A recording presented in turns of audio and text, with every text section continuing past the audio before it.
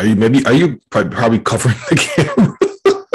No, because I can see myself talking to you. All right, hold on. I use this. Okay, there you are. Okay, finally, there you are. I see you. You must have did something. You did something. No, I didn't do nothing. Yeah, you did something. No, I didn't do anything. I'm not guilty, man. I'm not guilty, bro.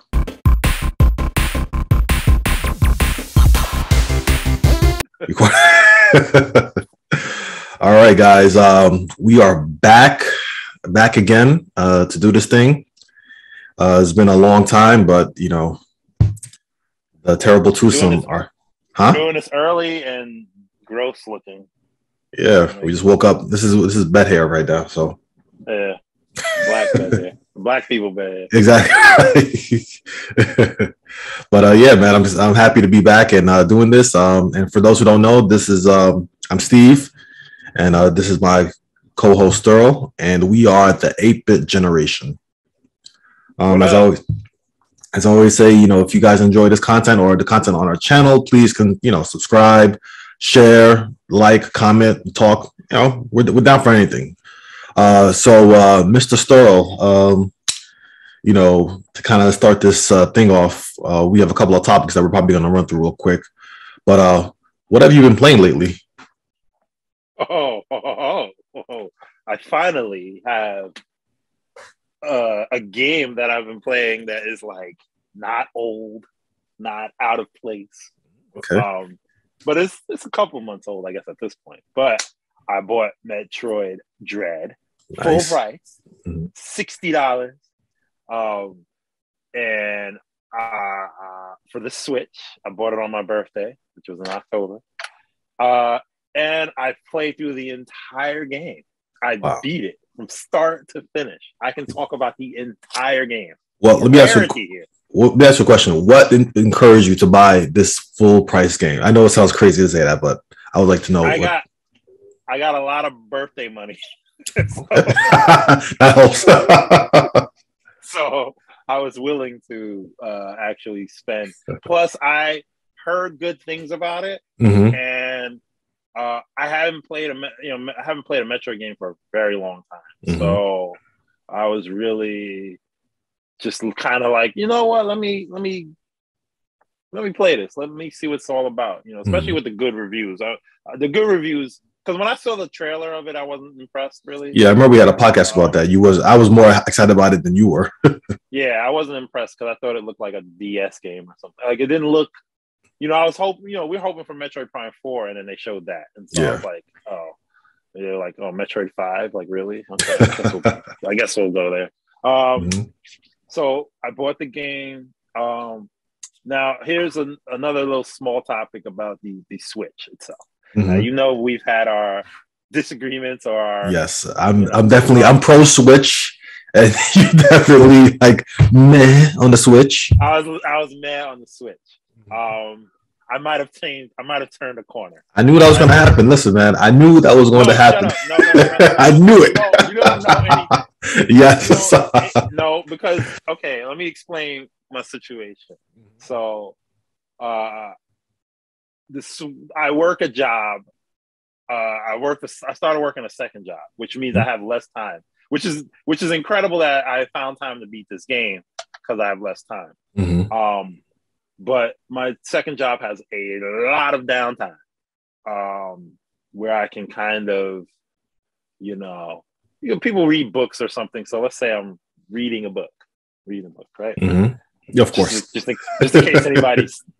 case anybody sees this, I'm reading my book. Normally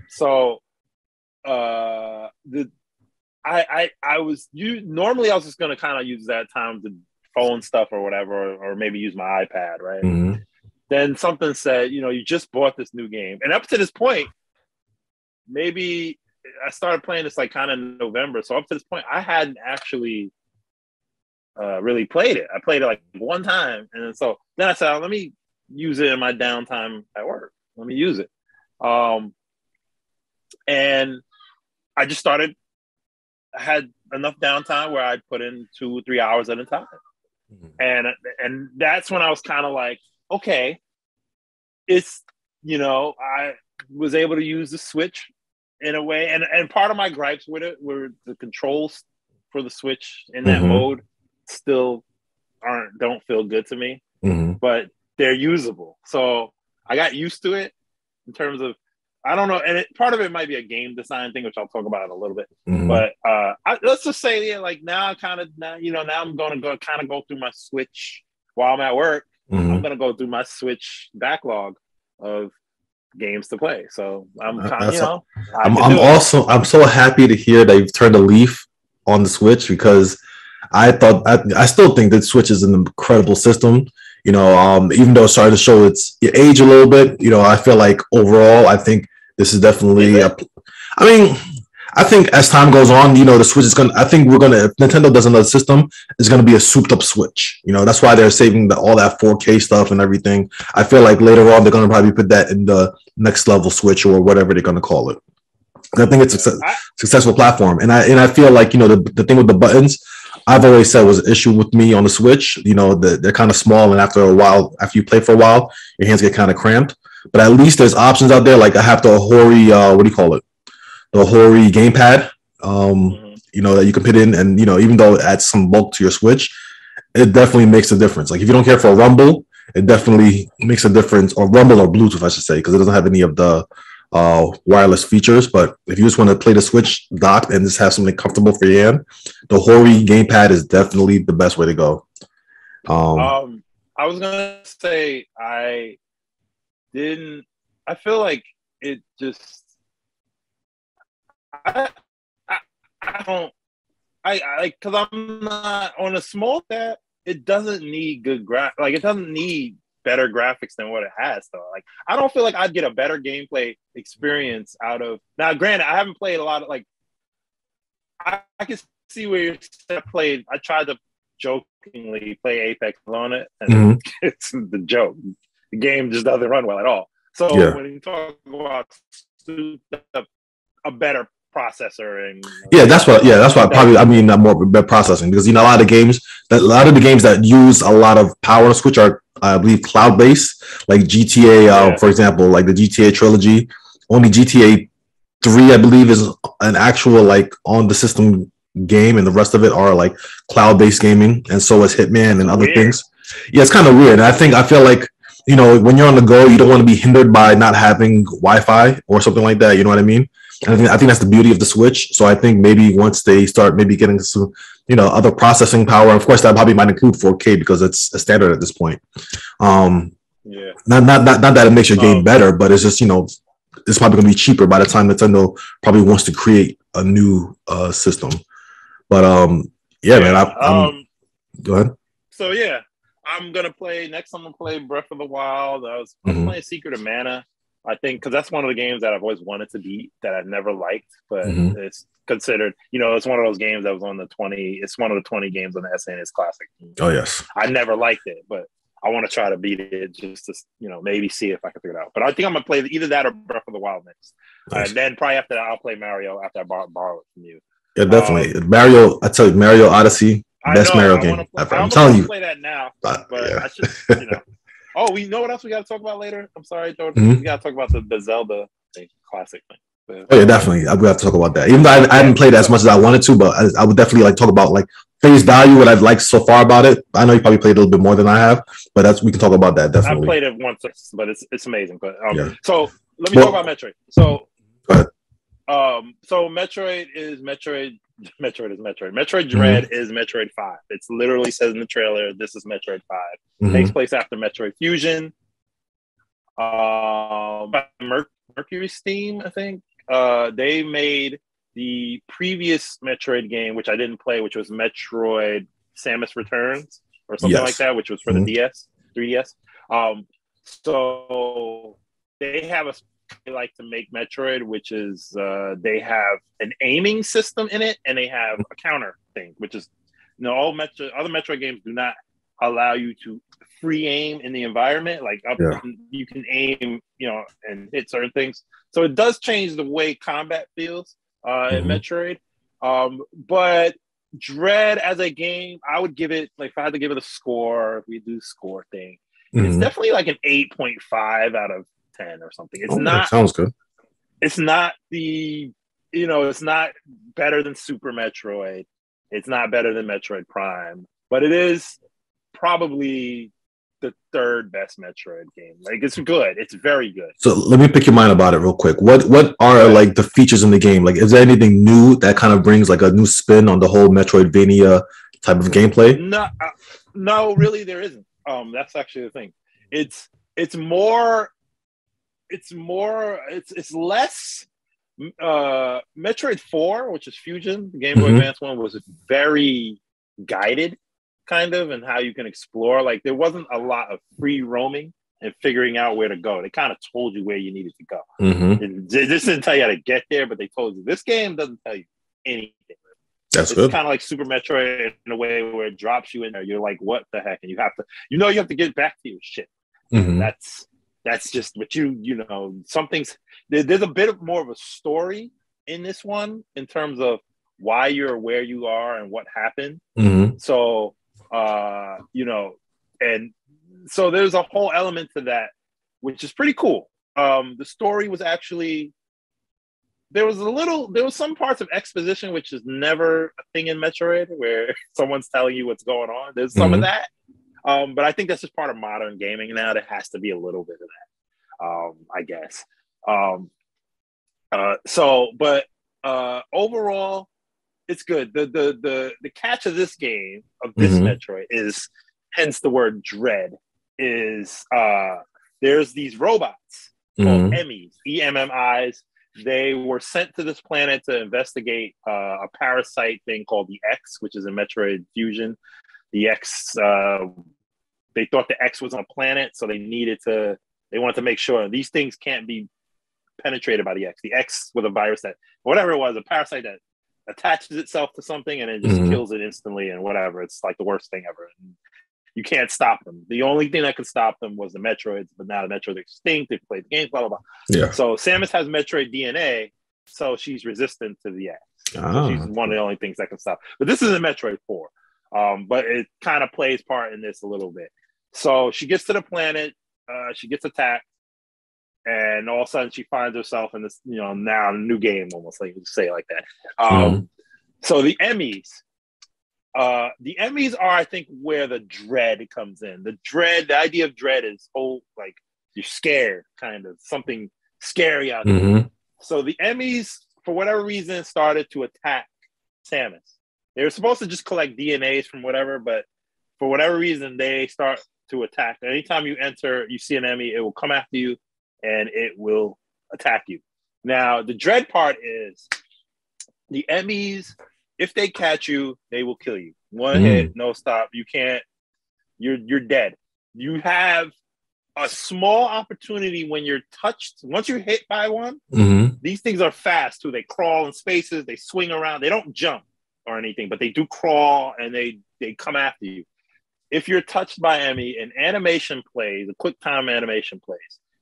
I think you have 2 frames or 3 frames of a second or whatever, and a frame is 1/60th of a second. So you have maybe 2 or 3 of those just to hit and get out of it. It'll when it gets you, it'll flash really quickly at a certain time. And if you fail, you die. That's it. Simple as that.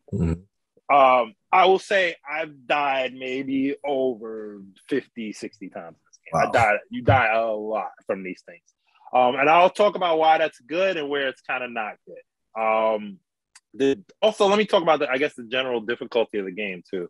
The game is actually difficult. It's I imagine not an easy game. Like one hit for the enemies, right? But it feels like almost like a horror game. Almost, that's where the dread comes in, right? But I will talk about that's actually not where the game is hard. The game is difficult because the boss fights are fantastic. They're great. There's some classic bosses that don't make sense why they're there, but they're there. And then there's a lot of new bosses. But now with the aiming system and stuff, it's very sometimes the way you beat these bosses are very creative. And what I also found is that for people that want to replay the game, there are different ways to beat these bosses that the developers actually put in the game if you happen to sequence break. Now, I don't know if if you know what that is, but in Nah. Metroid games, when you speed run, you can get items out of order. Like if you know how to navigate the environment really well, you can get some items earlier than you're meant to. And some bosses have certain ways and certain even complete new animations of being defeated by these items that you shouldn't really have on a normal playthrough. Oh, that's amazing. So they thought about sequence breaking, which is amazing because that's a speed running thing. Metroid is one of the first most important speed running games. So they've actually thought of, hey, if you have this item at this point, you can actually use it at this part of the boss. That's actually really cool. One of the hardest bosses in the game, I won't spoil it, you can one hit kill him if you know how to do something. Wow. It's not even a sequence break there. It's just a creative way of using. But is it Mecha Ripley? It's called like experiment. That's funny thing. There's no Ridley in this game. Okay, I have to say, Ripley Dread. I will say one of his pals is there, but anyway, so Ripley's brother. Almost. You could almost say brother in arms. Yes. So I will say the boss fights are very, very good in this game. I mean, exciting, challenging, the right amount of challenge. There was never a point where I fought a boss and I was like, oh my God, it's too hard. But there was times where I would just die, and I was like, okay, I'm getting better, starting to figure it out. You know, some bosses you really have to use your brain. You know, I like that. So the boss fights were amazing. I can't even think of like some of the boss fights, the mini bosses are a little repetitive. Like you'll run into certain things a couple of times.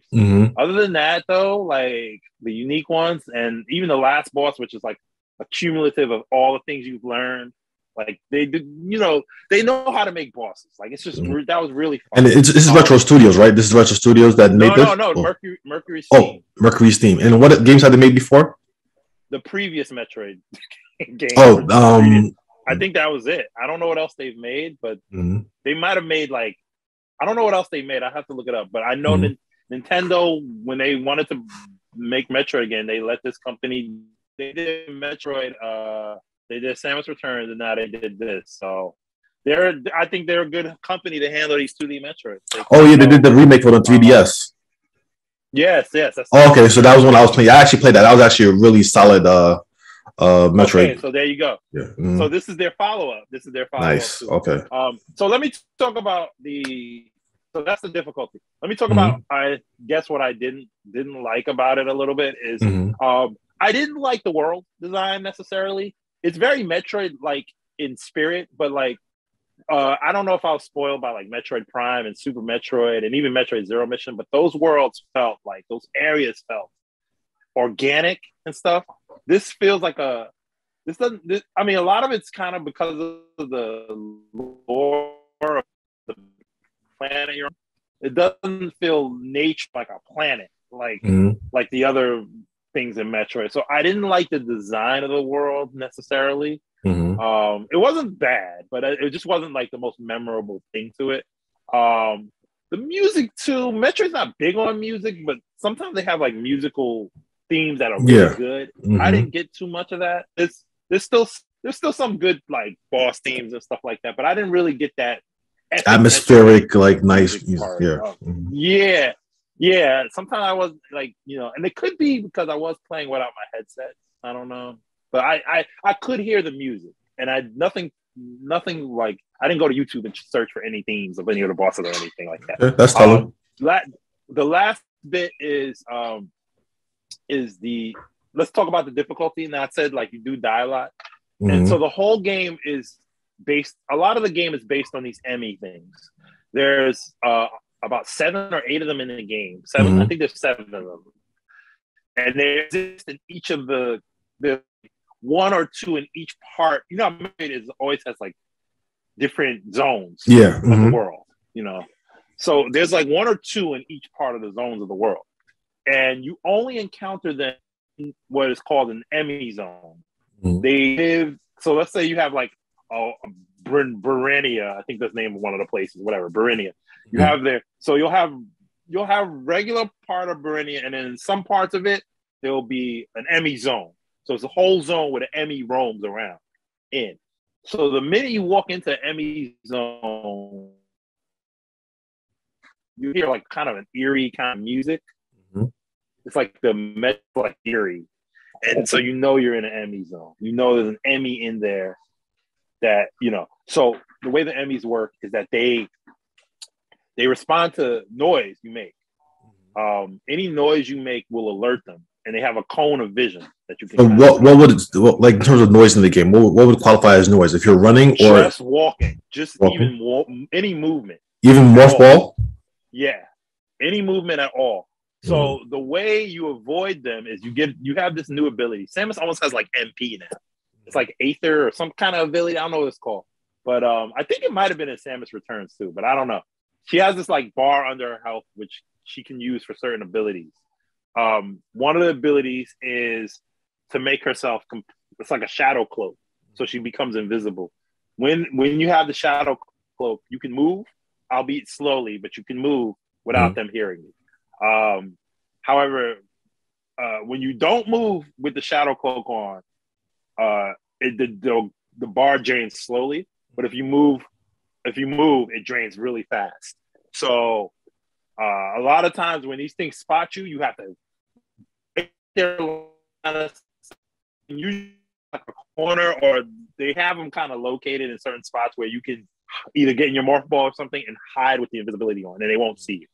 So that's one of the ways you avoid them. That's pretty much the only way to avoid them if you're seen, or you can just keep running because they don't necessarily move faster than you, but sometimes the Emmy zone areas are very limited with your abilities at the time. So there might be spots you just can't get to and you can't get out of the way because, you know, the Emmy, whatever. So that's basically it. Now, here's where I say there's the issue with the dread. That the dread actually goes out the window. All right. Because once you die about 5 or 6 times, you're kind of like, all right, I'm caught. All right, whatever. And this is the reason I say that is because of checkpoint system. The checkpoint system it's almost like you're damned if you do and you're damned if you don't. Like, what do you mean? The checkpoint system in the game is very the checkpoint system is very generous in the game. Pretty much as soon as you enter an Emmy zone, it counts it as a checkpoint. So anytime you die, you'll just restart right there. You won't restart at the save point. And that's how it is with bosses too. Right before you enter a boss room, you start there. I think older Metroid games, it was always at the save point. So the saves are not that seriously, like sometimes saves are kind of far away between each other, but it almost doesn't matter because of the checkpoint. So if you die, you're going to start by a checkpoint. I don't know about if you turn the game off at a checkpoint, but I know if you die, you will start there. So what happens a lot of times in these Emmy battles or these Emmy things is you'll die and you'll just start at the checkpoint. So you in your head, you're kind of like, all right, you know, after you the first 2 or 3 Emmys you dread. This is the idea of it. Your abilities are limited. You're kind of dreading the whole thing. But after you kind of get used to it and you got killed like 25 times or something, they're more of a nuisance now. So when you get to the zone, you're like, oh, God damn, an Emmy zone. So, you think they should have... Go ahead. I was going to say, do you think there should have been more of a consequence for getting caught? Like maybe after like the 5th time or something where maybe you might lose, you know, like, let's say one of your power-ups and you have to go back to it and things like that. Like, you know, just destroy it. That would have to be introduced kind of in the beginning. I don't like it's I think the Emmys shouldn't have been a one-hit kill. I think they should have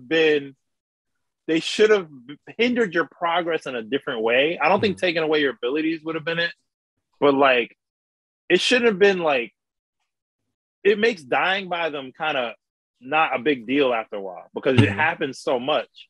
And sometimes like it's kind of random in terms of where they'll be and when they'll get you, you know? But towards the end of the game, I got so, not that I even got powerful because you can destroy them only like there's basically they show you really early in the game how to destroy them. You have to defeat this thing and it gives you a temporary power up.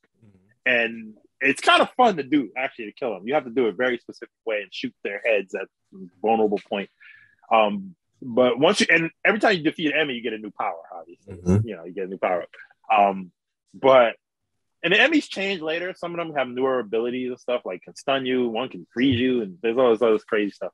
But they just don't, after like you beat the first 3 or so, every time you get to an enemy zone, you kind of like you instantly go like, this is gonna be annoying. That's like more so than anything. And sometimes after a while, you just get ballsy and you just know how to run from them. Like you just kind of know just to run. There was one moment of excitement where I was supposed to kill it and it got me, and I batted it away. I had to bat, and I did it 3 times in a row. Wow. To me, I was like, holy, because every time when you hit that animation and actually get it off of you, you're like, holy shit. And you panic because you're like, holy fuck, what? Because when you do that, they're stunned for a minute. And one of the new things you can do, I don't know if you can do the Samus Returns, but I think you could, but you can slide now. Instead of getting a morph. That's another interesting thing. You don't actually get the morph ball until like kind of midway in the game. You don't get it right away. You slide through a lot of things. You don't get the morph ball until like kind of midway, which is kind of cool. But one of the things I always forgot is after I stun an enemy, you can slide under its legs. And that's my last gripe about the game is the controls. The controls for this game are good in terms of they're responsive and they do things when you hit the buttons, what you want to do. You'll never not do what you intended to do. However, there's too many damn controls. There's too many things. So every button is used. Every button's used, including at one point you use one of the directional pads to do something. But when I mean every button is used, my fingers were doing like the tango, like in terms of just what buttons. Like I was jumbling because to shoot missiles is let's say what's ZR. ZR is one of the front ones. I think ZR is in the back because R is just the regular one. ZR is the back. So R is to shoot missiles. L is to aim your gun. R that you need to, and R2. ZR does something, and ZL does something. And sometimes during fights, you have to combine these things. And I found myself a lot of times just messing up. A lot of like, I knew what I couldn't hit the right button or like I've lost a lot of fights because I'm aiming my gun and shooting a regular bullet because I'm not holding, because you have to hit L to aim, which stops Samus from moving too. And then R to hold. You have to hold that R to shoot your missiles. And then and then sometimes it's like my brain. You do like a controller tango. Yeah. And I'm not bad at games, but this game sometimes I was like, I've never hit buttons so wrong so many times, or like in terms like I said, there's a slide thing. Like I forget I can do that, like because there's so much you kind of have to do. Because you have a grappling hook too, which is a different button than your missiles. Sometimes you'll be hanging on to something, and then you have to aim and then shoot. And so I was like, there was a lot to do. Where I seen some complaints about it where regular Metroid there was that you really didn't have that aiming thing. You just kind of had to jump and shoot or whatever. So this feels modern and it should be in the game. But at the same time, I was like, I just sometimes I felt when you have too many options, it's kind of overwhelming, right? Yeah, it was like I get it. Like you have all the abilities you could ever need, and with more time, like when I got towards the end of the game, I got a good grip on it. But it took me like 10 hours. Now that's so yeah. But overall, great game. It's you love Metroid, get it. It's great. The only thing I'll say this though, it is a full price game, and it's about 10 hours, maybe 10 or 11 hours. Yeah. Oh, thank you for saving me that. I actually wanted to get it, but I wasn't able to like jump on it because that's actually a game I was excited about when I saw it, but for some reason I just wasn't able to. They don't go on sale that often either. So. Yeah, that's true. But yeah, it's you. I mean, the idea is it's highly replayable. I'll tell you that it's highly replayable. There's a hard mode after you beat it. There's some things to unlock. Nothing really in game to unlock, but there's like galleries and stuff to unlock. No, you get the galleries I don't see in the wiki. Yeah, yeah. I won't lie. After I beat the game, I looked up all of the gallery stuff. Yeah, exactly. But I will say, yeah, it is not that long. It is about. It took me under 12 hours to beat it, but part of that was because, like, I almost got 100% of the items. So item searching. There's some really fun items to collect in terms of like creative ways you have to use your abilities. Shine sparking, fans will know what that is.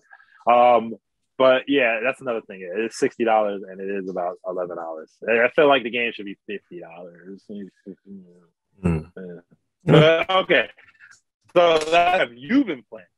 What I've been playing, so I'll say the game I've been playing a lot for maybe another podcast, but time to get into it. Okay. I've been playing a lot of Halo Infinite. I know we spoke. Yeah, Halo Infinite. So I know we spoke about Halo Infinite like earlier, I believe this year or last year when they came out with that video that was ridiculed. I guess the graphics didn't really look on par and everything. And I was like, man, this is. Wait. Have you ever seen the video about Craig the Brute? So that video we talked about, I gotta show you. I'll send it to you. But yeah, is it when when they zoomed into that Brute's face or something like that?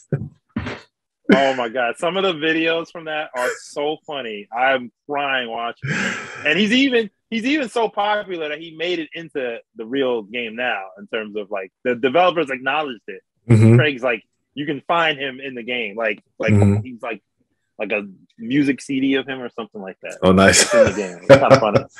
Yeah, I saw a lot of those memes. I know they weren't really flattering, and I think after all of that came out, 343 was like, okay, we're gonna work on this a little bit more. So it was delayed, and then it finally came out. I think they had released the multiplayer a little bit earlier because now the multiplayer for Halo Infinite is completely free to play. So they're taking the Fortnite model and kind of going with it. And I got to say, it is absolutely wonderful. Like I have some gripes about it in terms of like customization and items, but in terms of like pure gameplay, it is like so awesome. Like I know we spoke about it briefly. And to me, this is definitely like a back to basics kind of Halo where it's like, finding power weapons on the field and just like, using your skill to, kind of dominate the enemy.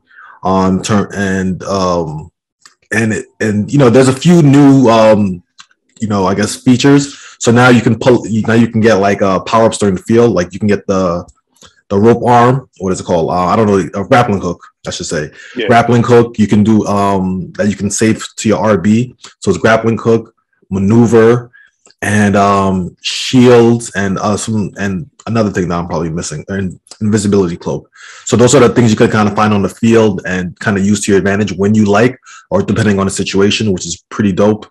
They have your standard weapons and other things. I'm blanking on the names, but pretty much your standard Halo fare. There's nothing that really sticks out to me in the weapon department. But in terms of gameplay, can I ask sure, something? Go ahead. Do you think, is it like funny? Is it a testament to the original like Halo trilogy that it took 343 this long to kind of get it right?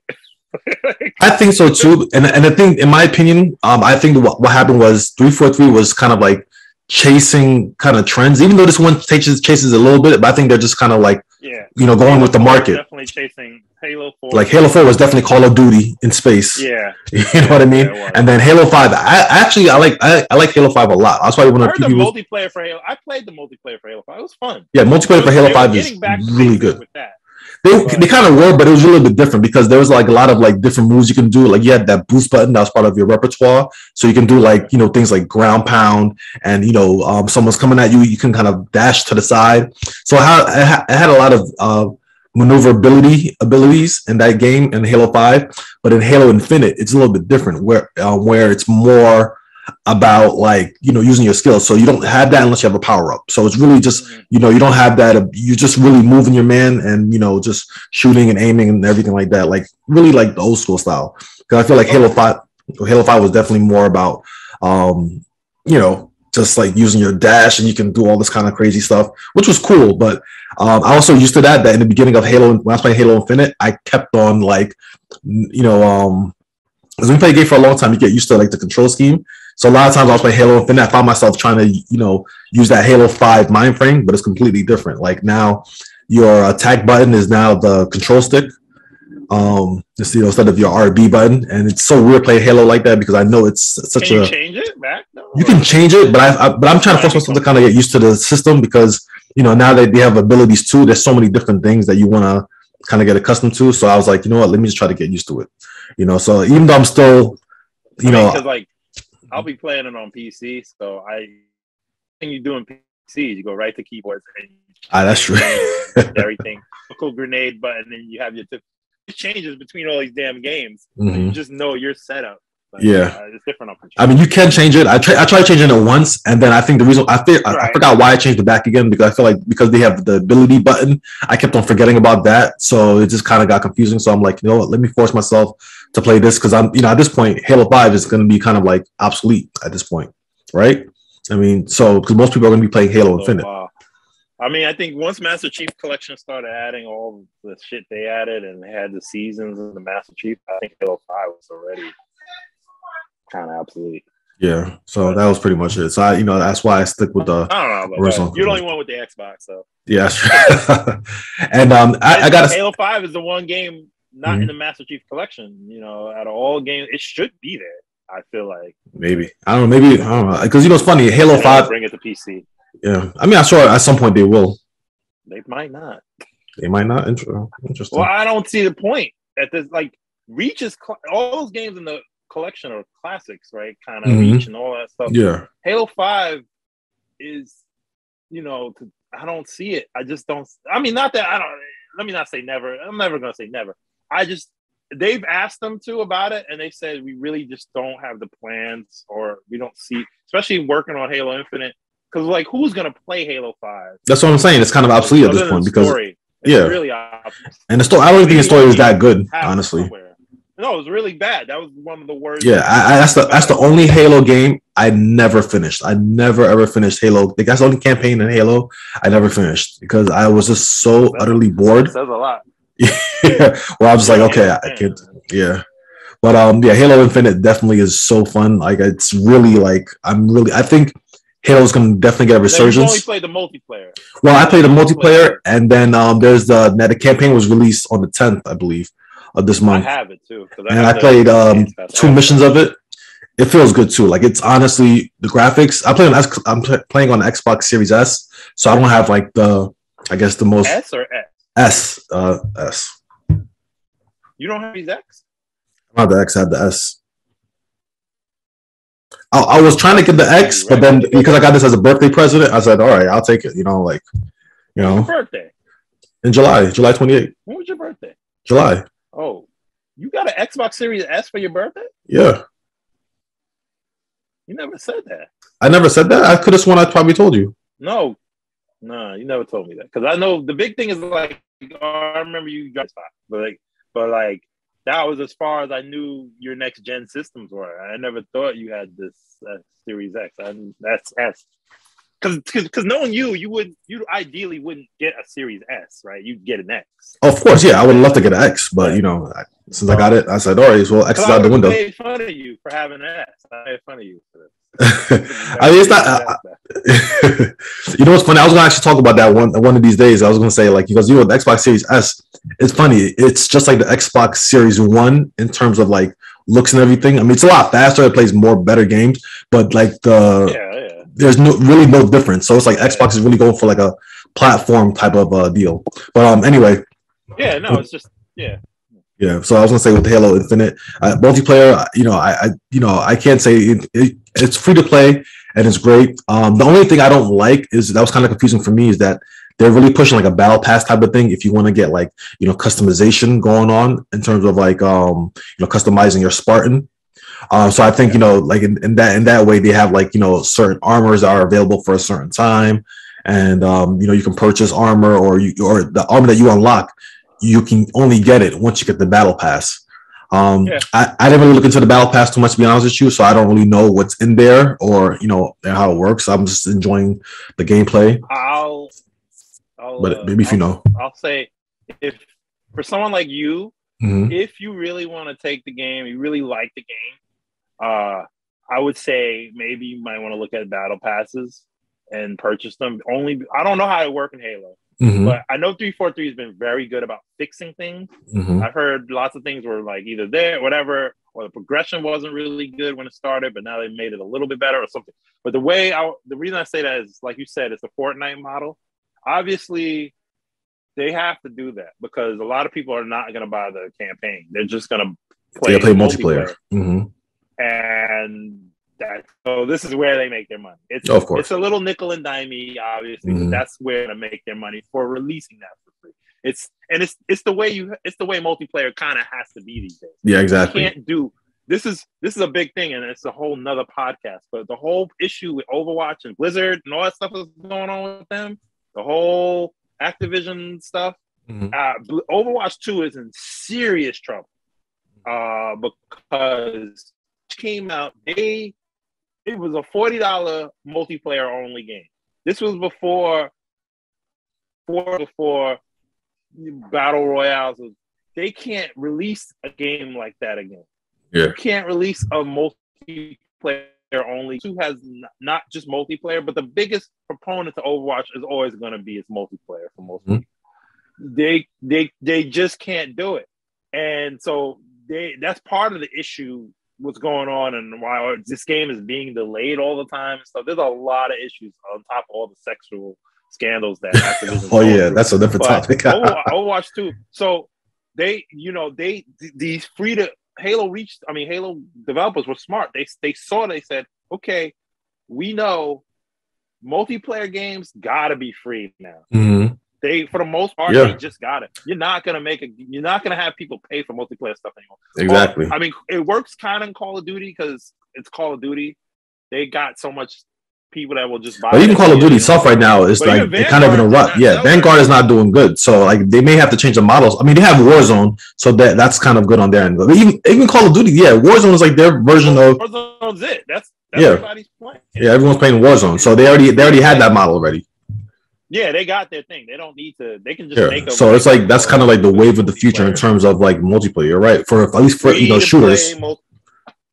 Play multiplayer is where it's gonna be. So they were very, but I have Apex Legends. That's the one I play. And Apex Legends has a battle pass. Their battle pass is pretty cool because they put their premium currency in the battle pass. So if you complete pass, it gives you enough premium currency to actually buy the next battle pass. It's pretty cool. Because it costs, the battle pass is like $10, but they put $10 worth of premium currency in the battle pass. So, but you have to complete the battle pass. What I think Halo does good, though, I don't think they do it like that, but one of the things I heard about Halo is when you buy a battle pass, you have as much time as you want to complete it. It doesn't like expire once you buy it. Maybe the time you can buy ones are limited, but once you purchase them, they don't expire. Battle passes normally expire. Okay, so I didn't realize $10 into this battle pass, I have to finish it before the season ends. Otherwise, those rewards are gone. So, it's a way to get you to keep playing this free game. You know what I mean? I mean, because the game is free, I did end up buying a skin because I'm not really into like buying like like things and stuff like that, but. Like with Halo 5, they had more of a loot system where, like, if you can, depending on the status of the loot, where there's like a legendary or rare, if you unlock it, it'll give you a higher chance of getting that stuff. So it's pretty much like that kind of like loot box kind of thing for Halo 5, where they've kind of got rid of it for Halo Infinite. And I did buy some loot boxes for Halo 5 because you can earn it in game, but to get like the more legendary ones, you really had to like spend like a couple of dollars. I spent like maybe $10-15, seeing how they look and everything, which is pretty dope. and once you, I mean, the way, and it's genius in terms of how it works, because I can't count how many times I've seen a skin or something. I'm like, oh my god, I want that. Yeah, and then you're like, how do I get that? Okay. Yeah, I spent $15 on plus tax on like a skin, and I'm like, well, because you know what it is. When I was playing the game so much, because it was really addictive. Like I'm telling you, the day it came out, I was playing it surprisingly so much because it was so fun. That I was like, I got bored of looking like at my master. You like looking at the cadet Spartan that you have. Yeah.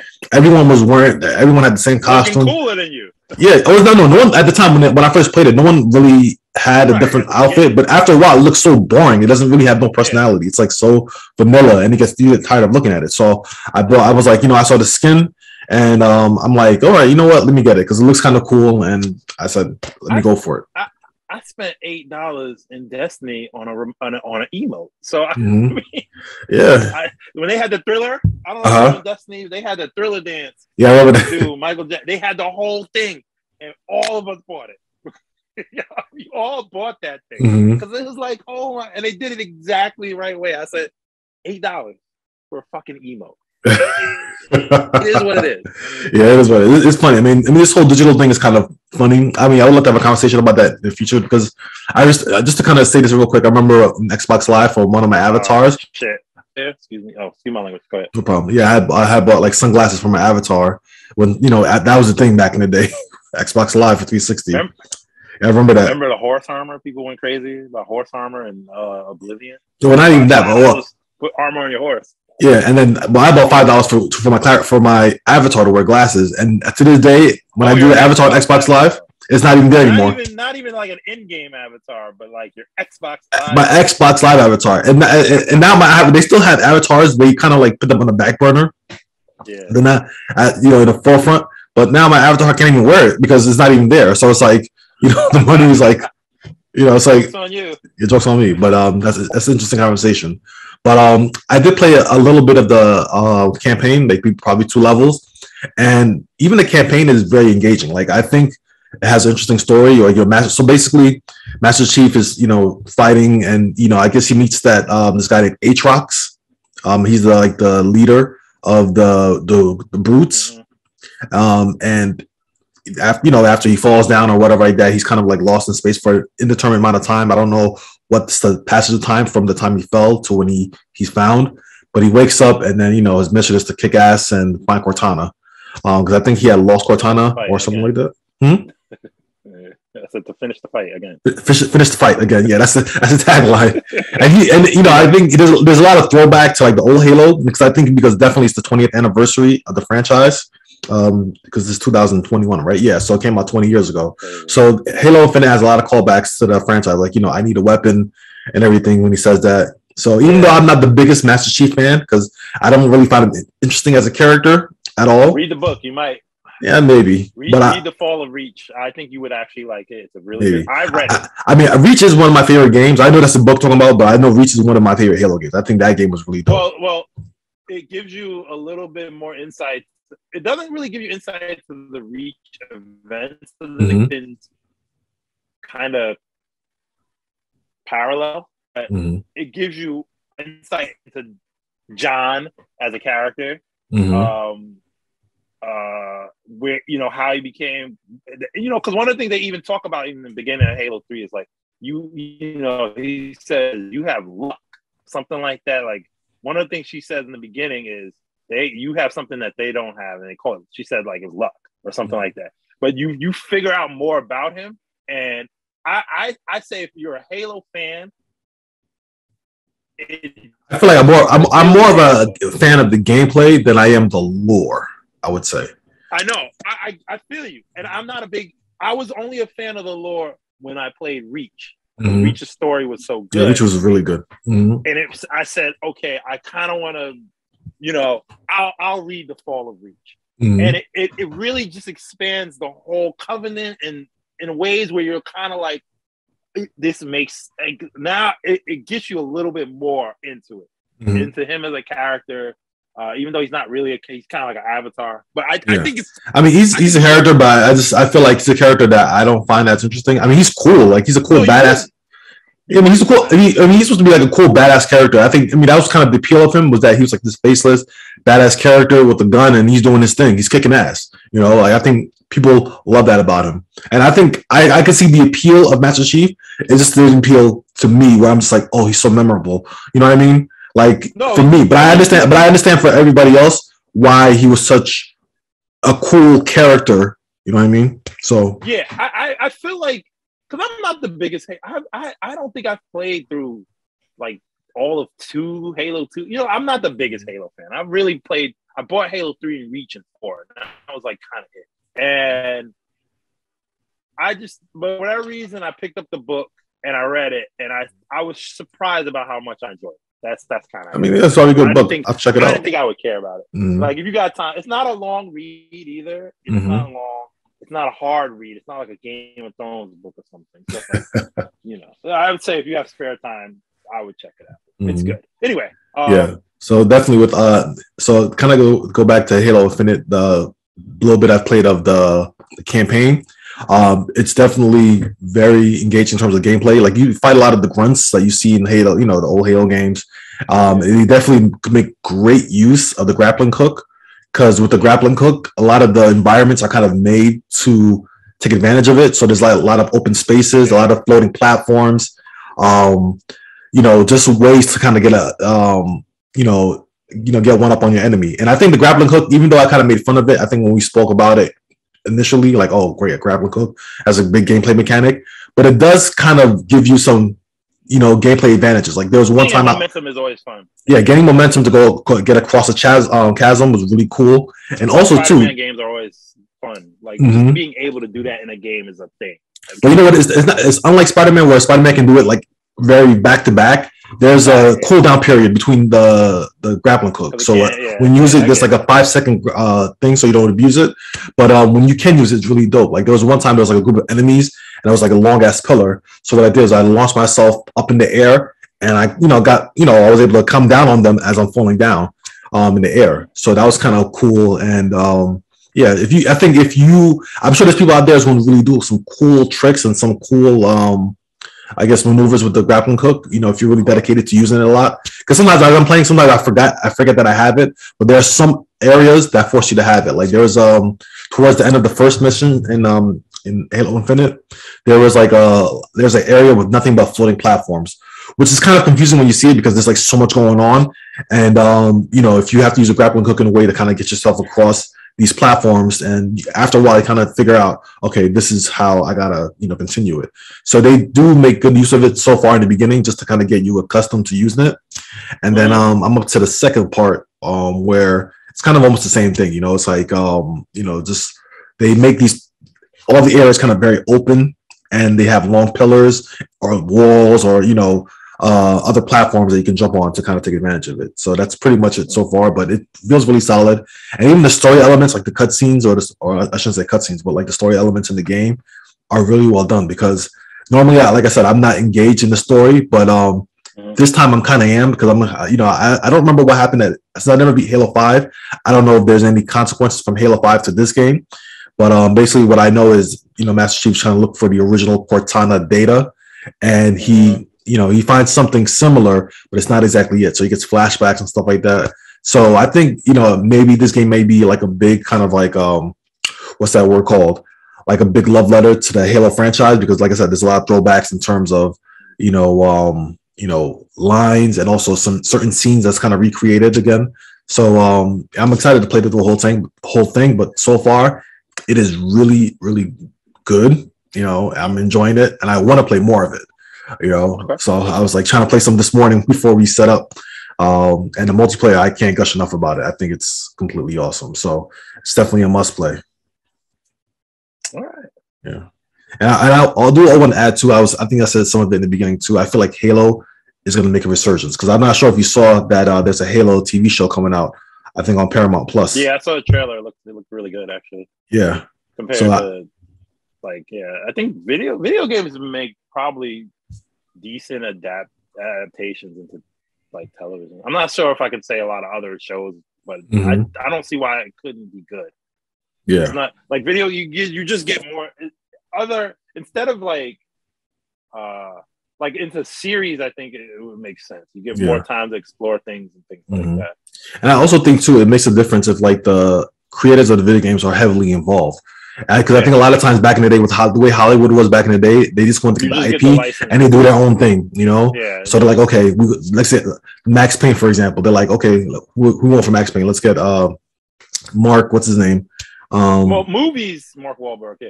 Mark Wahlberg, and it's like, and I don't even think he fit the character. Movie, yeah. Speaking of that, speaking of movies and video games,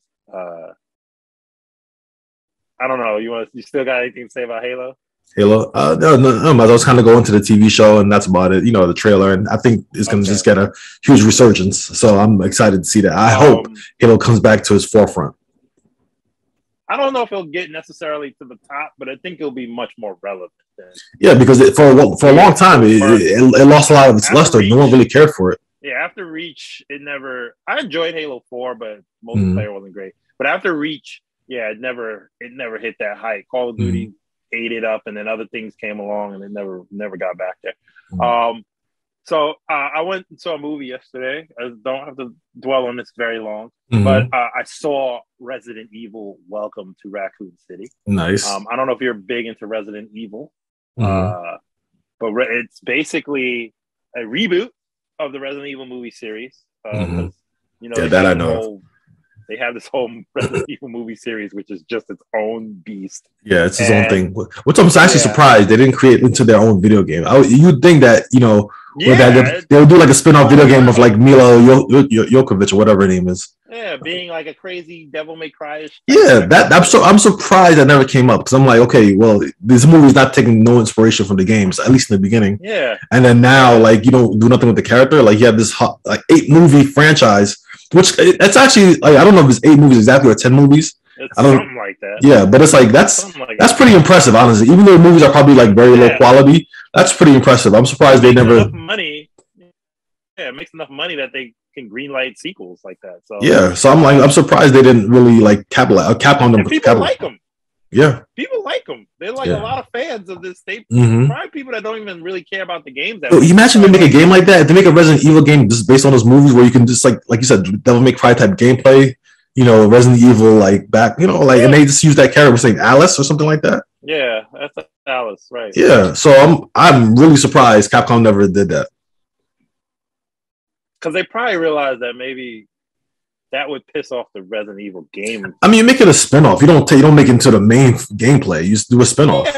Yeah, it wouldn't. But like they've done some really bad Resident Evil stuff. So that's on them. I think you already have a built-in audience, because the series has been around for over 20 years. You have people who grew up with that. You do, but they're also a very fickle, finicky audience. You know, I mean, I guess culture-wise, they probably don't want to take inspiration from like an American type of like thing, where it's like, you know, they don't want it to overshadow their IP, because they probably do that.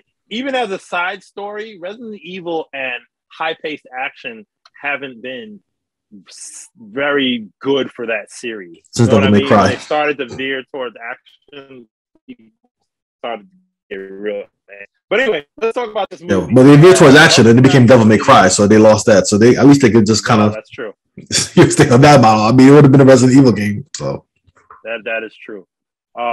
So I had no intention of seeing this movie, but part of my job is I work with people who sometimes I have to take them to the movies.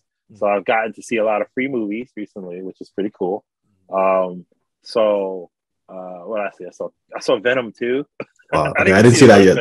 I heard some spoilers from it already. I need to watch that. I didn't even see the first Venom. I can tell you, you know me, I'm all judgy guy, but I enjoyed Venom 2. Yeah. It was so stupid. It was so dumb, but it was like throughout the whole movie, I was like, I'm entertained. It's dumb, but it's like, it's not I wasn't really bored. Yeah. And it's short. It's really short. It's like an hour and 30 minutes. That's perfect. I miss movies like that. I miss action movies like that. I don't need to be like 2 hour 30 shorter. 2 hours 30 minutes epic or something like that. Just make back to an hour 15 20 minutes. That's it. Yeah, 100-minute movies, please. So Resident Evil is a 100-minute movie too. So it's like an hour and 47 minutes. I don't know what they were thinking with this movie. Okay. What their main idea, I think, was they were like, let's make this like the games for once. Finally, let's make this like the game. And boy, did they ever. They went really, it's really like, they even have that famous scene from the first Resident Evil where a zombie looks back after, you know, you're. Oh, yeah, I remember that. Like, yeah, that's in the movie. They got all of the main characters from the first two games. Now the movie does the first two games in one thing. They connected. They kind of connected in a stupid way. Doesn't make sense, but whatever. And they have all the main characters from Jill Valentine, whoever plays her is kind of hot.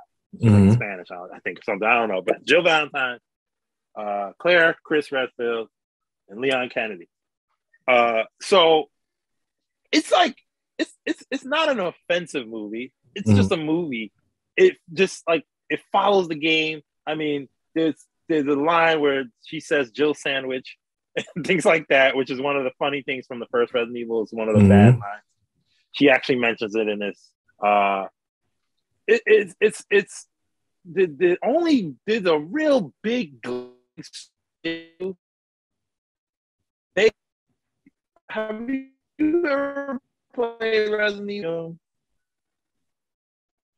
You play Resident Evil 4 or 2? Sorry, you were broken up, so I didn't hear you. Have I played Resident Evil 1 and 2? 2. Have you played 2 or 4? I played the old school ones. I played 2 a lot back in the day. And then I played 1. For the GameCube, I never finished it, but I always trying to play that one. That game was. Do you know the character Leon Kennedy? Yeah, Leon Kennedy. Yeah, Leon Kennedy's character. He's like the butt of everything in this movie. It is so bizarre. I have never played the games, but I've watched playthroughs. I know the character, and Leon Kennedy's character is not like the whole joke of the movie is like he's the rookie, so they treat him like a rookie, he's dumb and stuff. The whole movie, it's really weird, and it like makes no sense of how he actually survives because he's kind of like a bumbling idiot.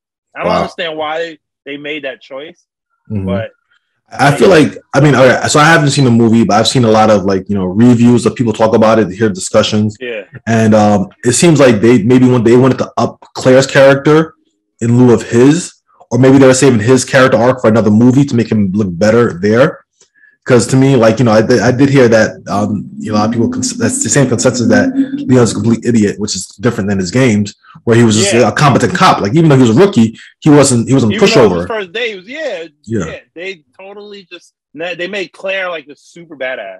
Like, she's, which is fine, but they just made him, like, it was unnecessary. It didn't lift the movie in any way of making fun of him. And it's like, he's one of the most popular characters in the series. That would rub people. That's probably the worst idea to ever do. Like to take a popular character that people they're waiting to see on screen again, and if you're doing a reboot to kind of see him accurately. And I think they really dropped the ball on that. Bad enough.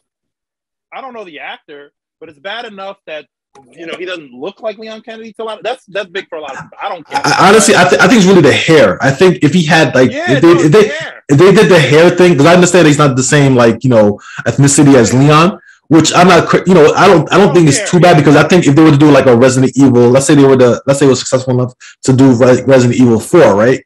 And they go into that like that Spanish. I think maybe he can have a connection to that town or whatever like that. But that's just like it's fine. Planning. But I think because he didn't have to say he had to like this other like curly hair or something like that. Yeah, it was curly long hair. It was like this doesn't. Part of making these characters is that, like I get it.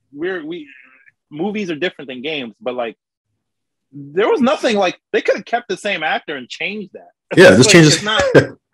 They could have done that, but whatever. So I mean, here's my 2 cents on it. Like again, I will say this again. I didn't watch the movie, but I just heard a lot of people talk about it, and I've read some things about it. I feel like this whole idea of this Resident Evil movie is a little too late. Like that's kind of like the whole idea. It's like I feel like this would have been more exciting if this came out like 2000s, 15 years ago. Exactly. I feel like because you know what it is. Games nowadays are at such fidelity that they come so close to movies that now when you see live action, sometimes they look even worse because sometimes CGI doesn't match what's there in live action. At least, like for example, the Resident Evil 2 remake for PS4 and the Xbox that recently came out, that looked great. Like that looked amazing. My headphones are gonna die. Okay, so we'll make this quick. But I was gonna say that like definitely. But I think with the Resident Evil 2 remake that came out, it looks so good, and it updated the gameplay that it's like, when you kind of go back to live action, it's not the same anymore. It looks worse now because especially, some movies don't have the same budgets like they used to back in the day. So it's just like there's a really big disconnect. I feel like all those games that that's the thing I was talking about with Uncharted.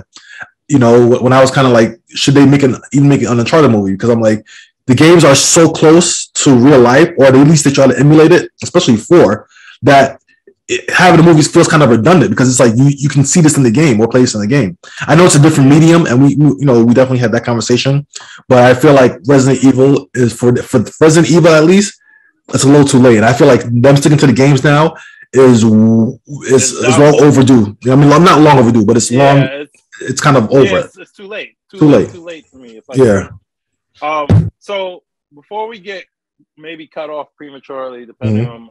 We still have to talk about Cowboy Bebop. I'll hold the backbone talk for another day. But let's see what we can talk. Let's get to Cowboy Bebop. Cowboy Bebop. All right, sounds good. Cowboy Bebop. All right, so Cowboy Bebop, was made to a live action show on Netflix. The live action one. Yes, the live action version, not the anime, not the classic anime.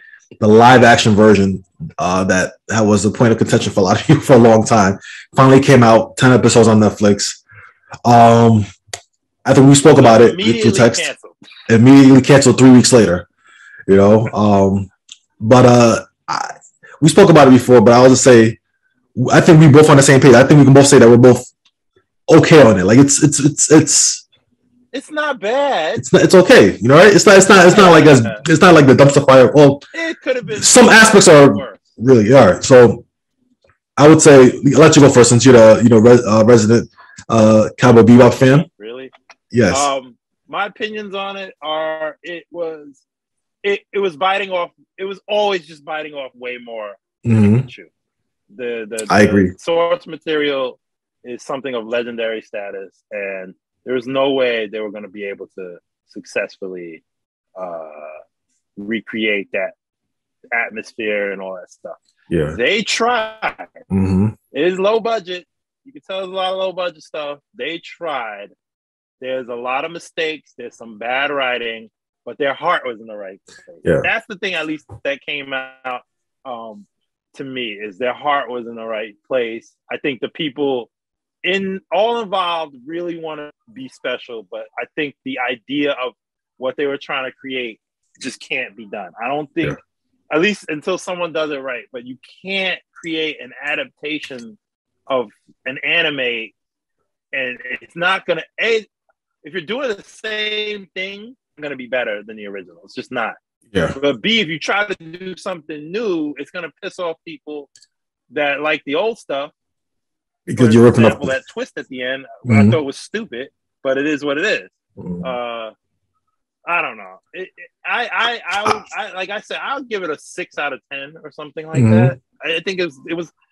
Some things are good in it. I think, like I said, I think the guy that me, like, I liked him. I think he did a great job as Jet. I think he was the best thing. Yeah, he really did a great job. In terms of, he sounded like Jet. Yeah, even though there's actual difference between their voices, but he was so close that sometimes I'm just like, am I watching the anime or am I watching, they had the gravity thing down packed. He had everything. His personality, he to me stood out as like. I think the only thing he was missing was the actual build. That's the only thing he was missing. He wasn't as big as Jet. Yeah, he's a big guy naturally. Like, he's kind of tall, big, but he doesn't have like the heft. Yeah, you know what I mean. He's jacked, but I think he played it like personality wise. Like, there are times where he sounded just like the anime. Like, like Spike Jet would say this thing. Yeah. Like, I had believed him. He was Jet. Spike. I felt like he was Spike's father. I think Spike, a lot of people weren't too big on the casting. I think he did the best he could. His voice to me wasn't quite like Spike's voice, but it wasn't bad. I mean, Stephen Blum is, you can't beat him. Steve Blum or whoever, you can't beat him. He's like all time great. He's better than the Japanese voice. You know what I mean? Like, you have to watch the show in English just because of him. Really, that's how good he is. But I think he did fine. I don't know how much of the karate scenes he did, and he didn't do every stunt. Yeah, I'm sure he did every stunt. But he looked, he looked for his age. He looked good, man. He looked in shape. He looked more like how Iron Fist didn't care. Yeah, exactly. Like I didn't get that vibe of a guy that's just taking the role. Like I think everybody, like I said, it's more of everybody really tried. It just wasn't meant to be. I said this to you like in our text message. I said I feel like if this show, was said that they were inspired by Cowboy Bebop and had a different name, and just like all the characters had different names, I think it would have fared better because it's not an awful show. It's just like when you have that mantle of Cowboy Bebop, there's so much that's on it because it's such a legendary anime that you just trying to recreate it. Especially like I feel like because for example, right, I after I watched the series, I just watched the first episode of Cowboy Bebop just to kind of see what my mind would catch. And one of the things that I realized with Cowboy Bebop in the anime is that it's so many genres in one. Like you have a space epic, you have kind of like a not cowboy, but like noir. You have so many elements in one that it makes it like an interesting thing. But a problem with Cowboy Bebop, the Netflix show, is that it comes off as very low budget. It's hard to maintain that and feel because there are times when I watched that. Exactly, there's times when I was watching the Cowboy Bebop Netflix show where it was clear that they were just using sets, and it never felt like I was in another world or another future. There were just times I'm just like, okay, you're just in like a 1950s set now, or you're in like a modern home. Like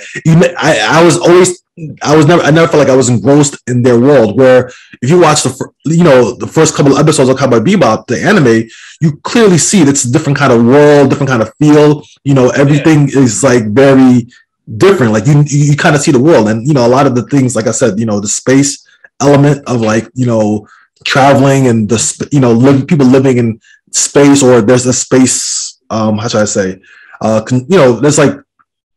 I'm blanking away, but like a space instruction, like space is really involved in it. You don't really get that in the series. Like they don't use their ships a lot, and there was a scene in the Netflix show where I think Faye takes Spike's ship, and Spike is upset about it. But the problem I had was that Spike rarely used that ship in the live action show, so I didn't feel the attachment to him losing that ship compared to like the anime.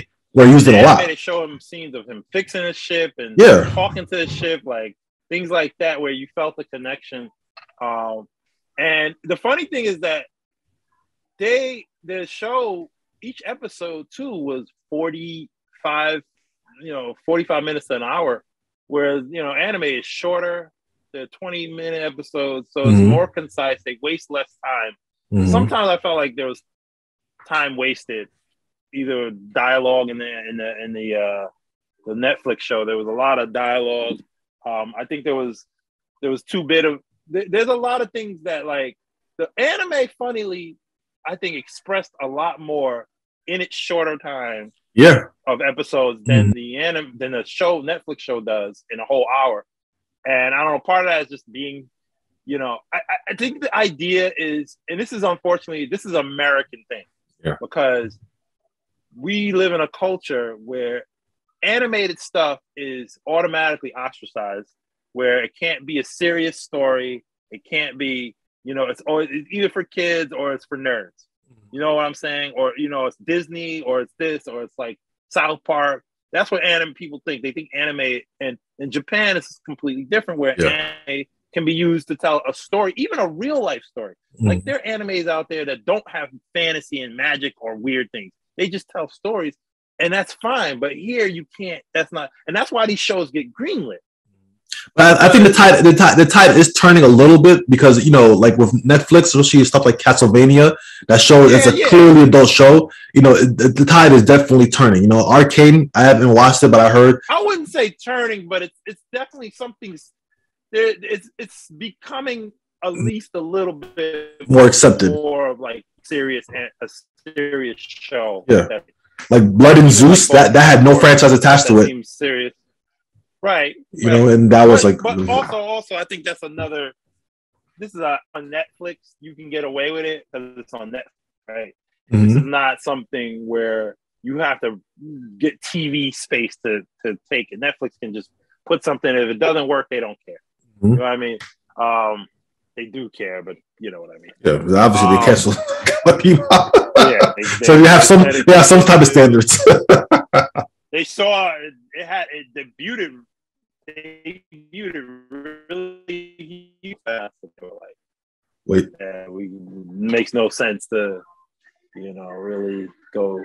Yeah. But with that show, I think where it really fell is it definitely fell with the Syndicate. That the Syndicate thing was the weakest part of that show. Mm-hmm. Whereas in the anime, it was hinted at. You knew they might have had some play in the background or something, but in this one, they were like, Syndicate, bad. Everything about the Syndicate is so bad. Spike was in the Syndicate. Everything was so like on the nose. Forefront.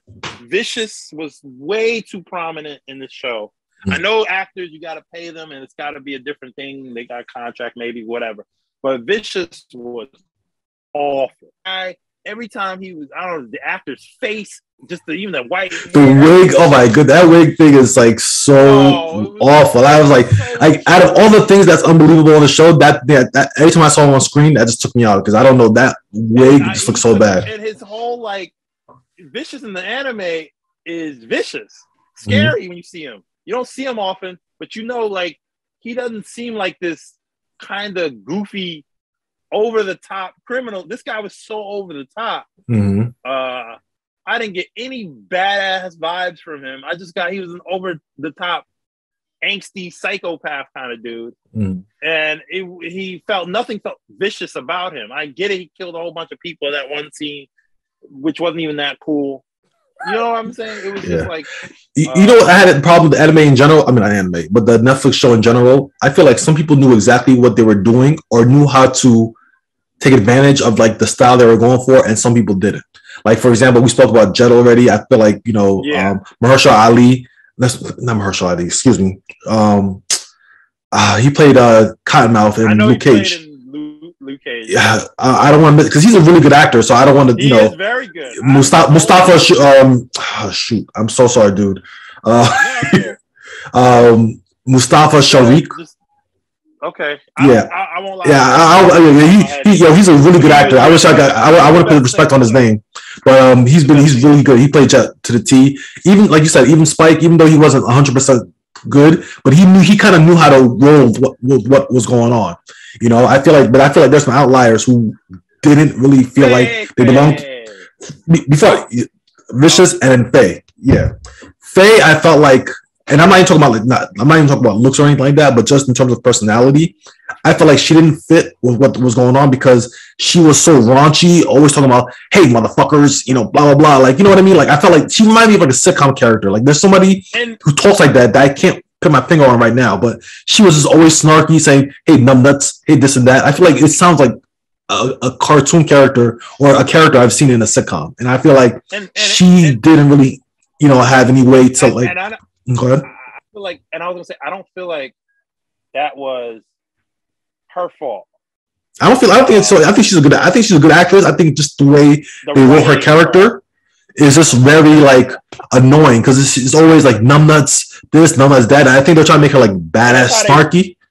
That's how they wrote the character. They wrote that character wrong. Yeah, because they missed completely on Faye's character. Exactly. She's a femme fatale. She uses her sexuality and she's very she's very selfish and very there's a way she talks that's kind of oh my, oh me, or don't mind if I do. Very sneaky. But I feel like they took that out of that character and just made her into a brat. Yeah, and they toned down the sex appeal. Oh yeah, definitely. I mean, for obvious reasons, I think they did that. Honestly, they didn't need to. They didn't need to. But again, I feel like there's nothing wrong with a sexy woman. I feel like TV nowadays is just very. But that's a different topic. Yeah, in anime, she's overly what she wears normally, the real short, super short thing. Okay, but you can do something that's a little bit different. That doesn't feel like it's a bodysuit. Wearing a jacket and pants. They purposely, there were some things about it, like her, just the whole lesbian thing for a bit. And there was a lot that I was just like, Not that it wasn't about being uncomfortable. I just felt like it was. Did it add anything? This character didn't fit with the other characters that were to me done much better. Mm-hmm. She just didn't. To me, she just wasn't written well. Yeah, they didn't know what to do.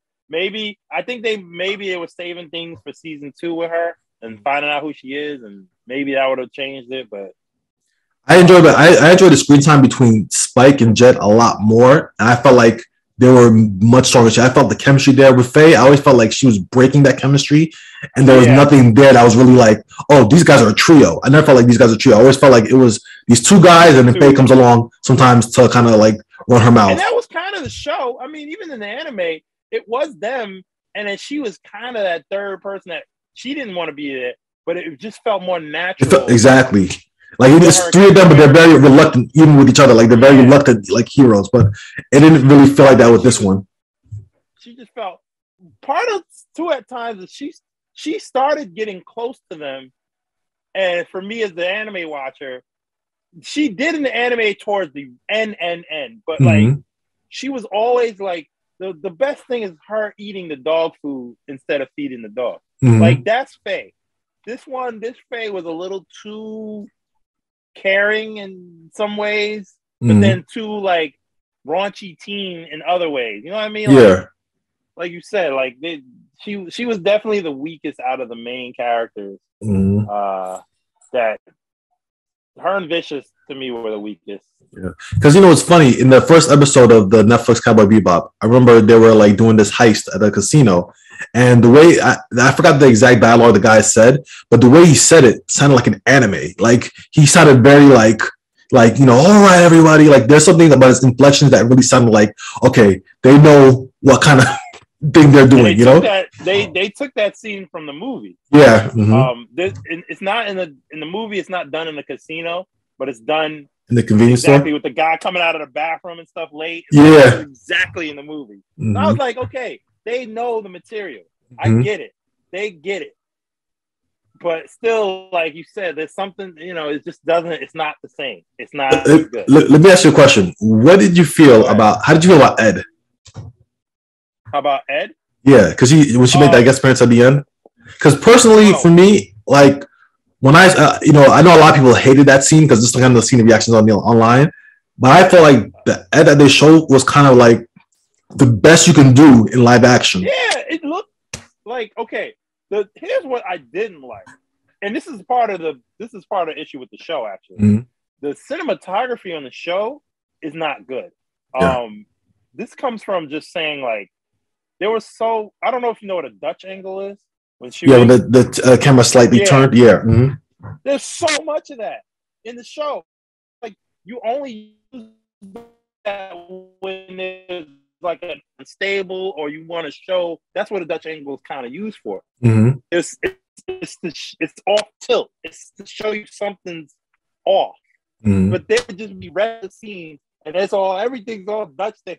I was like, I get it. They're trying to do a style, but so bring that to Ed, when they show Ed one of the first things they show is they have this weird in her face kind of thing. And I was like, wow, that's scary. And that's what people are like, oh my God, like turned up in the show. She's crazy. So this person doing it to me fit. She looked like it. Yeah, I'd say the same. She felt, and she even sounded like it was talking regular. Like I was like, this. But what creeped me out was every time they had her like this. Yeah, like I think they were trying to emphasize her craziness and her weirdness, and I feel like they didn't need to do that. Like they probably didn't need to do that, but I think with the music and everything, like I didn't think it was that bad, and especially with Spike being drunk and on the ground, I kind of like accepted it a little bit more, and I think the actress probably did. I think the actress was pretty good. And the reason I got hyped too when she was saying, "Oh, we need to catch this Vallejo." I was like, "Oh, that's from the movie." Or bad man. I was like, man, and I watched some scene. I watched some episode of Cowboy Bebop, and I was like, that's how Ed talks. Yeah, he would say things. It was perfect to me. It was just that view, and that's the view that, like, if you look on websites, that's the first picture they show. I saw a funny meme where I showed like that same view, that's still that view, and had Kids WB at the bottom. I lost it. Second thought, like it looks like a '90s commercial. Like it looks like a '90s kids commercial. Like, hey kids, what's up? You know. I mean, I wish, you know, I was like a little more, because I watched it all enough to be invested in a season. Yeah, I think one more season would have been nice. Like at least one more, and after, if it got canceled after that, I think, oh, all right, whatever. I think you could have done, because it was like 10 episodes, right? I hate cliffhangers. Now, you know, I'll never see how this ends. Yeah, I mean, I guess the reason why Netflix, because I think even though it got bad press, I think maybe the viewership didn't increase and a lot of people didn't watch it all the way through. The viewership, they literally said the viewership. They said while it premiered well, they said the viewership wasn't the hit it expected, especially when they have, you know, stuff like Squid Games and all those things doing. So, you know, Squid Games was viewership good. in order to green light something else, you know. Yeah. So since it didn't keep viewership, that means a lot of people watched it initially, but nobody really finished it. They can tell how many people watched it. So if people didn't finish it, that means season 2 ain't nobody gonna care. Exactly. It's not worth spending the whatever millions of dollars it takes to make it. You know. So I think as an apology, Netflix should create a new Cowboy Bebop movie, animated with all original voice actors, and that's what that should be their apology to us. You know what they would end up doing? They would end up creating a new anime, but it would be based on the Netflix version. So imagine like that. That's what would happen.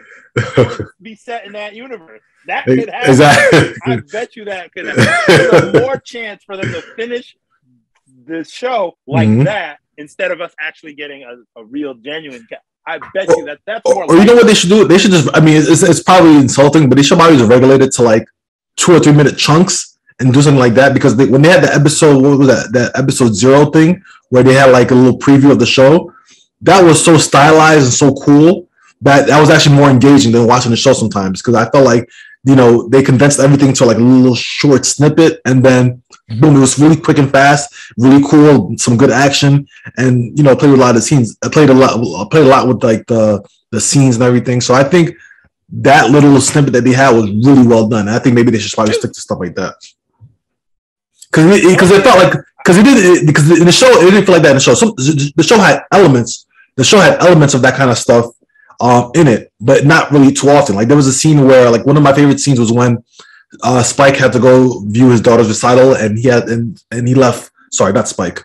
Jet had to view his daughter's recital, and he had to leave Spike to fight up these bad guys. So he's watching the recital, and then you kind of see like on the end, see it in the back. Yeah. So, you know, there were some good fight scenes in the show. You know, maybe, you know, another fight scene that I really loved was, I think it might have been in the flashback with Spike and the Syndicate, where he went to when he went through the whole building. Everybody. That was exactly. Good. That was really good. One standout to me of like, holy shit, this looks cool, and it's something that's specific to real life, where they did a one-shot take or whatever, or look close to a one-shot take.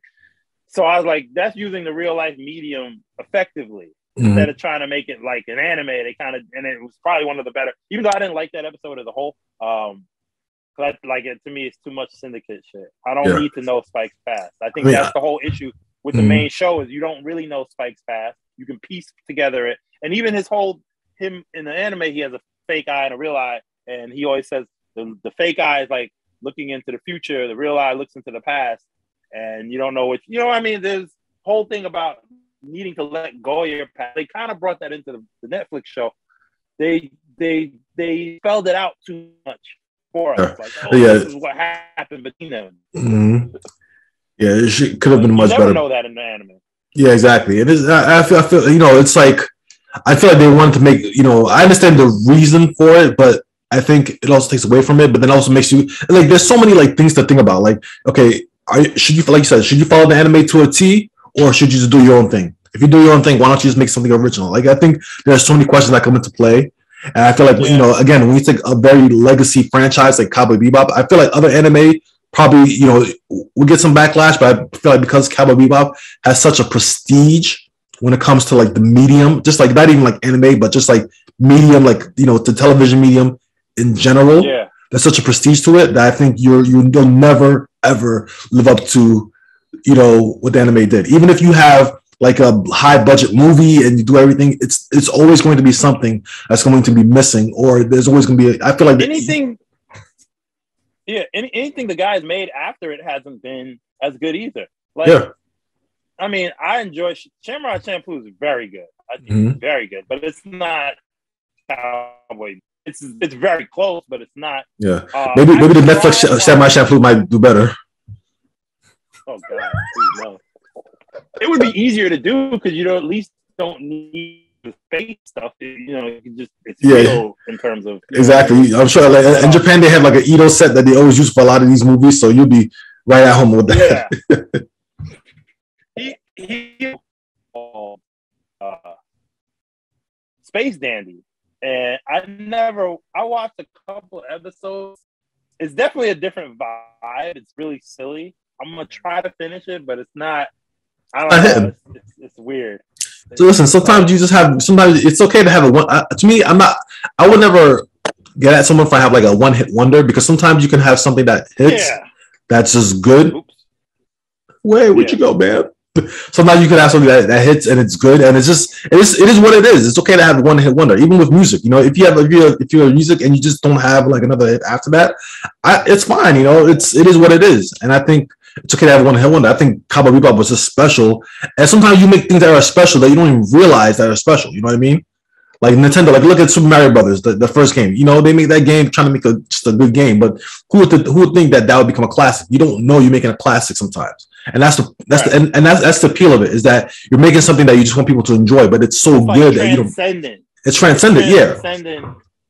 And sometimes when you make stuff, you don't think about being transcendent, and it just happens to be that because it's so good, and that's good. You know, it's like it's very rare for people to be like, I know this is going to be transcendent. I know I'm going to be this. There's very few people in history who could do stuff like that, where they can say like, yeah, this is going to be a hit, you know, or I'm going to become this. And some people are like that. Some people just don't have it, and it's okay. And I feel like Cowboy Bebop is one of those things that's so transcendent and so well done that you can't really replicate that success. And I don't think you should replicate that success. I think you should just like, you know, let the anime be, and then maybe make supplemental. If you want to make supplemental material, like, you know, maybe another movie or something like that, that's fine. But remaking the anime, I feel like it's one of those things that don't need a remake. I feel like there's some animes that might benefit from a remake, but Cowboy Bebop is not one of them. I think even I saw Cowboy Bebop last year, and I even though I was amazed, I was for it. I was like, wow, this is really, really good. I can see why it's a classic. You know, my favorite anime of all time will always be Fist of the North Star, because I just love that type of action and that type of, you know, anime. I think it has a good story too. But Cowboy Bebop, I definitely could see why it's a classic. If someone told me which one's a classic, Fist of the North Star or Cowboy Bebop, I would have to say Cowboy Bebop, because it does some wonderful things. The animation, like if you had to introduce someone to an anime who doesn't ever watch them, you would tell them Cowboy Bebop start there. Yeah, exactly. I don't know. That's like I use my dad, for example. I always talk about my dad. My dad is the type of person, he cannot watch cartoons. He did 3D stuff. He doesn't like. He only go watch things with real people. Like that's his mindset. Like if he sees a cartoon, he automatically thinks that's for kids. Like that's his. You know. You prefer the Netflix Cowboy Bebop over there? I don't know. Even sci-fi stuff, he can't really get into. Like if it's like so science fiction and people don't dress like they're real, whoa, bro. I know. I'm like getting. That was a funny angle. Like you had the angle right. I know. It was like, what are you doing, bro? Like Jabba the Hutt for a minute. No, not that. But yeah, you know, like my dad, he's not into like even stuff like Star Wars. He'll look at it and roll his eyes because it's like too fake. It's not grounded. Too fake. Yeah. It's too fake. But I think, you know, if I were to show an anime to him, like, you know, if I had to show an anime to him, whether it's Fist of the North Star or Cowboy Bebop, I would show Cowboy Bebop first, because I feel like even though it's very sci-fi, it's very grounded in its animation and the way it looks. Yeah. You know, it's a very good-looking anime, well-drawn anime, and really good moments. And it's short, you know. You you're not One Piece. Yeah, One Piece. I want to watch One Piece, but it's just like I feel like by the time I've watched it, I'll probably be 60 years old. But I probably because you watch episode every day, you'd be watching it for at least 3 years every day. So. Huh? But I said you go watch an episode every day, and it would still take you over 3 years. All right, let's cut it because it's almost 2 hours. We got more stuff to talk about, but yeah, definitely.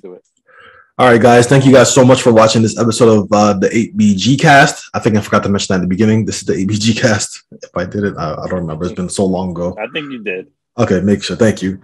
We have to get back on track. Yeah, definitely. We'll get back on track. Thank you guys we had a long hiatus, but it happens sometimes. It's life. But we're back again. Yeah. We'll get on it. Exactly. But thank you guys so much for watching. Like, subscribe. This is Steve. Sterl. 8BG, we're out.